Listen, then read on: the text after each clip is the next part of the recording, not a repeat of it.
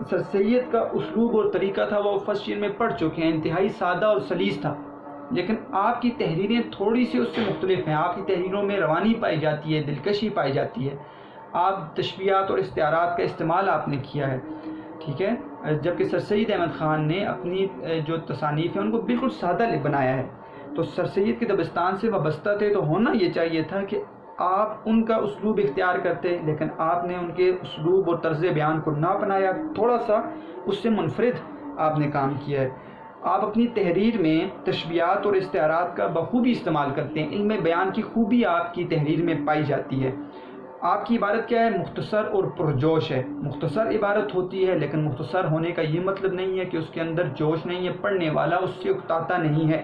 تحریر میں روانی اور دلکشی ہے، سلاست ہے، پڑھنے والا پڑھتا چلا جاتا ہے، کہیں پر اس کو احساس نہیں ہوتا کہ یہ جملہ جو ہے یہ پہلے کے مضمون سے ہٹا ہوا ہے اور اگلے مضمون سے تعلق نہیں رکھتا۔ تو اس اعتبار سے آپ کی تحریر میں روانی ہے اور دلکشی، خوبصورتی پائی جاتی ہے۔ اپنی بات کو منطقی استدلال اور عقلی دلائل سے ثابت کرتے ہیں۔ منطقی استدلال، علم منطق بیٹا وہ علم ہوتا ہے کہ جو انسان کے ذہن کو غلطی سے بچاتا ہے، یعنی دلائل کا علم۔ یعنی ایک مضمون جب انسان لکھتا ہے تو کوئی مضمون کا ٹاپک جو ہوتا ہے اس کے اوپر دلائل دیے جاتے ہیں۔ وہ دلائل کیسے ہوتے ہیں انسان کو پتہ چلتا ہے، علوم سے پتہ چلتا ہے۔ تو یہ منطقی استدلال، آپ نے دلائل سے آپ نے بات کی ہے، عقلی دلائل آپ دیتے ہیں، یعنی پڑھنے والا وہ آسانی سے سمجھ جاتا ہے کہ یہ دلیل ہے اس چیز کی، کہ بات آپ ٹھیک کر رہے ہیں۔ ہمیشہ مضمون میں دلائل دیے جاتے ہیں اپنی بات کو منوانے کے لیے۔ تو اپنی بات کو منوانے کے لیے آپ جو ہیں وہ عقلی دلائل سے بات کو ثابت کرتے ہیں کہ یہ بات میں نے کی ہے تو میں اس کے اوپر دلیل دے رہا ہوں۔ مثال کے طور پر آپ کا جو سبق آپ پڑھیں گے مسلمانوں کا قدیم طرز تعلیم، اس کے اوپر بات کی ہے پہلے دور، دوسرے اور تیسرے دور کے اوپر۔ میں آپ کو بتاؤں گا کہ کون کون سے عقلی دلائل آپ نے وہاں پر دیے ہیں۔ آپ کو اردو کا پہلا مورخ ہونے کا اعزاز بھی حاصل ہے۔ بہت بڑی بات ہے کہ آپ اردو کے پہلے تاریخ لکھنے والے ہیں، ہسٹری کو لکھنے والا۔ ان کی تاریخ نگاری کی بنیاد تحقیق اور سند پر ہے۔ دلائل سے، سند کہتے ہیں دلائل کو، تحقیق کرنا، ٹھیک ہے، تحقیق سے بات کو ثابت کیا ہے، تحقیق کر کے بات لکھی ہے اور دلائل سے اس چیز کو ثابت کیا ہے۔ تو یہ نہیں ہے کہ تاریخ لکھ دی اور تاریخ پر دلائل نہ دیے اور اپنی بات کو ثابت نہ کی۔ جو ہماری ابتدائی تاریخ ہے مثال کے طور پر اسلام کی اگر آپ نے لکھی ہے تو ان کو دلائل سے ثابت کیا کہ یہ بات فلاں کتاب میں ہے، یہ بات انہوں نے دلیل سے ثابت کی ہے کہ یہ بات ٹھیک ہے۔ آپ کا سب سے بڑا کارنامہ سیرت النبی ہے، سیرت النبی صلی اللہ علیہ وسلم۔ یہ کتاب جو ہے بیٹا آپ نے 9th میں شاید ایک مضمون پڑھا ہے، اس میں آپ نے پڑھا ہوگا مولانا شبلی نعمانی کے بارے میں کہ آپ کی یہ کتاب ہے سیرت النبی۔ سیرت النبی کتاب 6 جلدوں پر ہے۔ 2 جلدیں جو ہیں وہ مولانا شبلی نعمانی نے لکھی تھیں اور 4 جلدیں آپ فوت ہو گئے تھے۔ آپ کی 4 جلدیں جو باقی بچ گئی تھیں وہ آپ کے شاگرد سید سلیمان ندوی نے مکمل کی ہیں۔ تو 6 جلدوں پر یہ کتاب ہے۔ 1917 میں آپ نے شروع کی تھی یہ کتاب سیرت النبی اور 1917 میں اس کی تالیف شروع ہوئی تھی اور اس کو چھاپنا شروع کیا تھا۔ تو 2 جلدوں پہ لکھی، مکمل نہیں تھی۔ تو اس کے بعد 1938 میں جا کر یہ جو ہے کتاب یہ مکمل ہوئی ہے۔ 1914 میں آپ فوت ہو چکے تھے لیکن 2 جلدیں آپ نے لکھ لی تھی تو مکمل کتاب نہیں تھی۔ تو اس کو مکمل کرنے والے آپ کے شاگرد ہیں سید سلیمان ندوی۔ تو یہ آپ کا کارنامہ ہے کہ آپ نے سیرت النبی لکھی ہے۔ اگرچہ وہ اس تصنیف کو اپنی زندگی میں مکمل نہ کر سکے اور ان کی وفات کے بعد ان کے ہونہار شاگرد سید سلیمان ندوی نے اس کام کو مکمل کیا ہے۔ یہ ہم نے پڑھ لیا ہے۔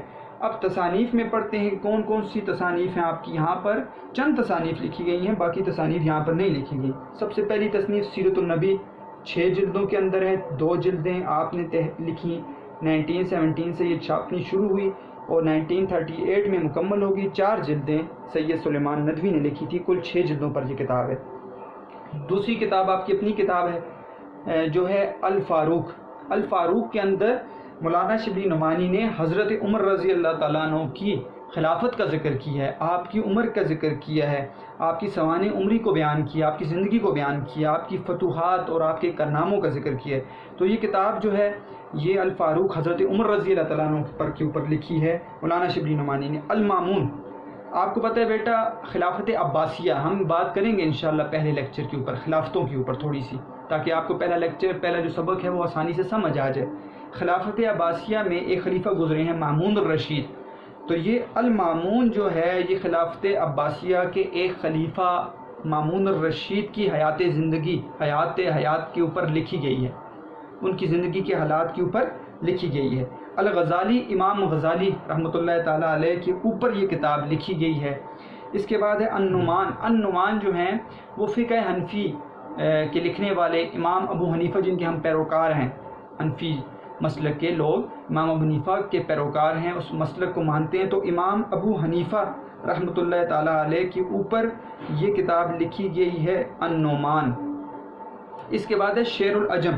شعر العجم جو ہے یہ بیٹا ایک تنقید کی کتاب ہے، ابتدا میں اس میں فارسی جو قدیم شعراء ہیں ان کی زندگی کو بیان کیا گیا ہے، جو فارسی کے قدیم شعراء تھے ان کی زندگی کو بیان کی گیا ہے۔ اس کے بعد انہوں نے یہ اس کتاب میں شعر کے اوپر بات کی، شاعری کیا ہے، شعر کیا ہے، تو یہ ایک تنقید کی کتاب ہے جو لکھی ہے مولانا شبلی نعمانی نے، تو اس اعتبار سے یہ تصانیف آپ کی مختصر یہاں پر بیان کی گئی ہیں۔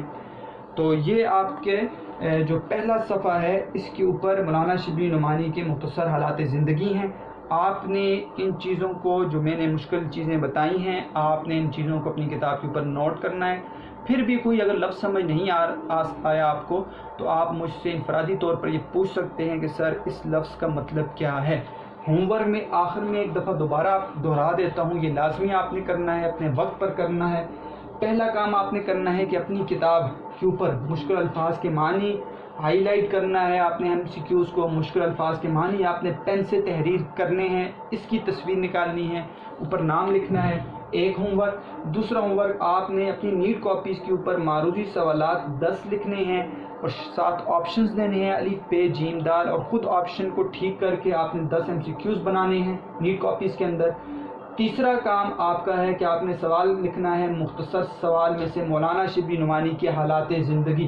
اب آپ نے کتاب کو بھی پڑھ لیا، آپ کے لیے یہ چیزیں مشکل نہیں ہونی چاہیے، آپ کو پتہ چل گیا ہوگا اب سیرت النبی کیا ہے، الفاروق کون سی کتاب ہے، المامون کون سی کتاب ہے، الغزالی کون سی کتاب ہے، منطقی استدلال کیا ہوتا ہے، ٹھیک ہے، دارالمصنفین کب قائم ہوا، اس کی بنیاد ڈالی گئی، علی گڑھ کالج کب قائم ہوا، تو یہ آپ کو پتہ چل گیا ہوگا، تو یہ آپ کے لیے اب لکھنا مشکل نہیں ہے، تو یہ سوال آپ نے لکھنا ہے۔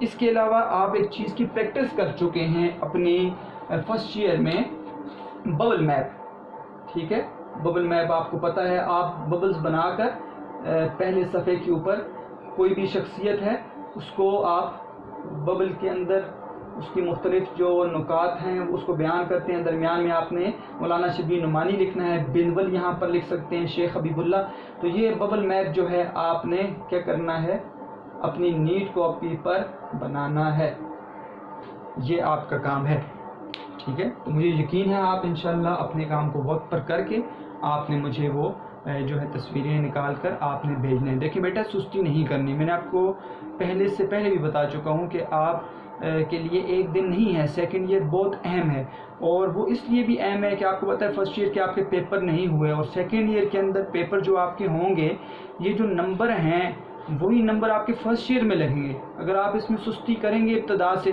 ٹھیک ہے، اور آپ اپنے نمبروں کو کم کر دیں گے تو آپ کا نقصان دونوں سالوں کا ہو جائے گا، تو اللہ نہ کرے ایسا ہو، تو مجھے امید ہے آپ ان چیزوں پر عمل کریں گے۔ والسلام۔